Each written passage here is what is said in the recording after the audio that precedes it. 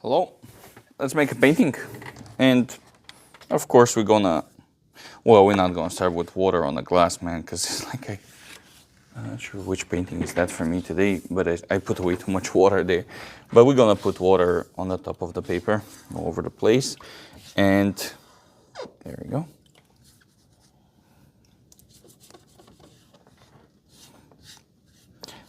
I don't want the paper too moist. This is fine. What color? What color? What we going for here? I think I'm gonna go with like a light bluey. Very simple. Ooh, that's not light. That's a lot of paint. Oh, I must be pushing it again. I gotta stop doing this. My the case that I'm holding my paint probably is pushing some of the tubes, and they create pressure, and when I open it, it's going like crazy. All right, changing the plan. Forget about this. I already have too much paint here, so I'm just gonna spread that around. I'm gonna take some gold green. Forest, yeah, forest. Maybe with a little pad here, and a big tree here, in the distance. I'm gonna take this paint and start going around. There we go. For the sky, nothing special, just one line of orange and one line of red. That's more than enough. Let it develop. Pretty fresh on the sky. Ground, I'm gonna take whatever green is left here. There you go. And just adding up here and there. The reason for the green, by the way, is just to make some kind of connection with the trees. That's about it. I just don't think it's gonna be enough whatever is left on the palette. So I'm gonna take a little bit more. Yeah, definitely pushing the tubes with my, maybe I have too much paint in my box. I will have to remove some. Take some raw paint straight from the tube and add it up here. Not too much because we're gonna repeat that process. I just wanna have something to as a reference. Okay. Clean my brush. Take the palette knife. Probably one of my favorite tools, man. And start pushing down. Pretty much drag the paint around, going short moves up from top to bottom, creating this kind of texture. Going around the green, don't worry about that. Here, I'm gonna be able to afford a little bit more, be more harsh with the palette knife. And the reason for that is I want this part to be a little bit lighter. Now I'm gonna let it dry for a little bit. And I'm gonna take my thin brush. Usually I don't use the thin brush for this guy, but this time I'm gonna use it only for water. And what I'm gonna do is I'm gonna help it develop by adding water around. There we go. Now I'm gonna take my clean brush. My is a flat brush.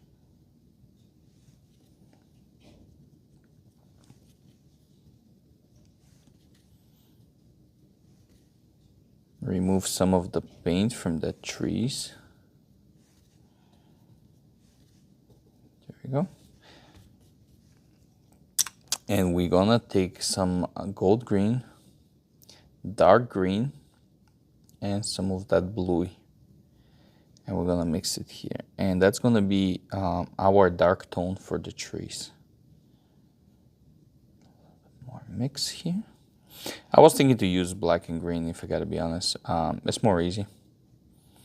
But I think this is gonna give an extra. extra attention to what we do. And of course, extend a little bit. There we go.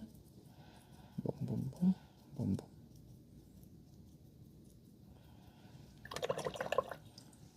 All right, take the clean brush again. And this time, maybe I should let it, you know what, I will let it dry. I will take the raw green again. And I'm gonna shape only the top of that grass on the front and the midground.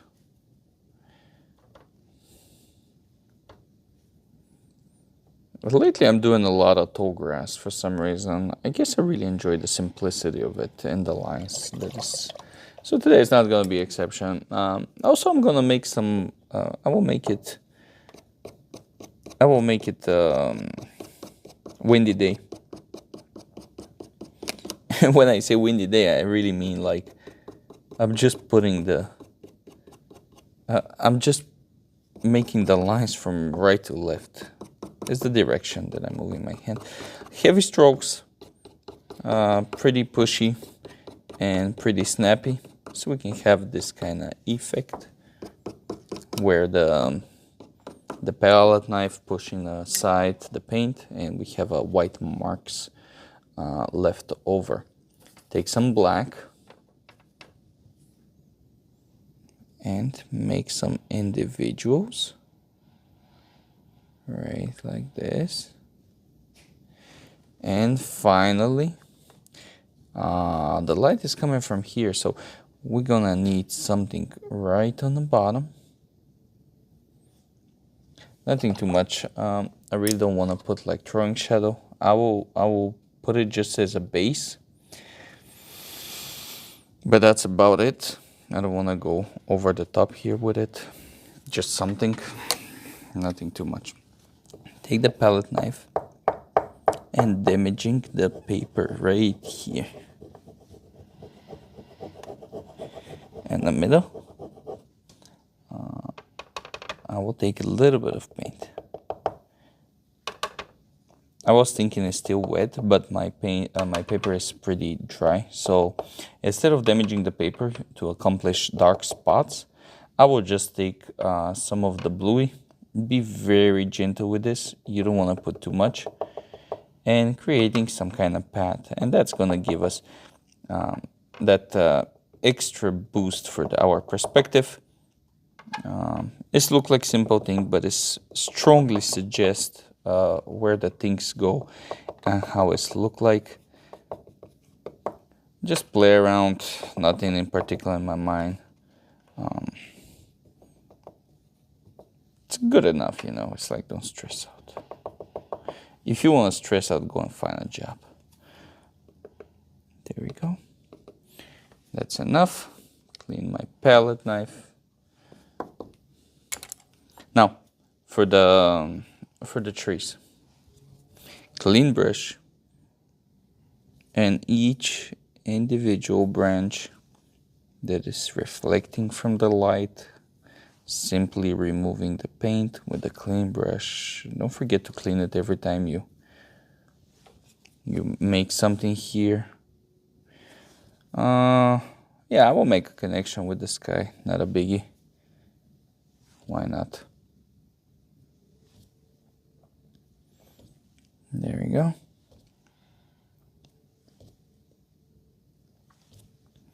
Every time when I clean my brush, I push down so I can have a flat. And very sharp edge, ready to go. So I can have this. In order to do this, by the way, you need semi-moist paint. If it's too moist, it will start closing. And if it's too dry, you will not be able to make it. So somewhere in the middle. Now, sky, and I think that's going to be our last thing. Removing some of the paint, particularly here.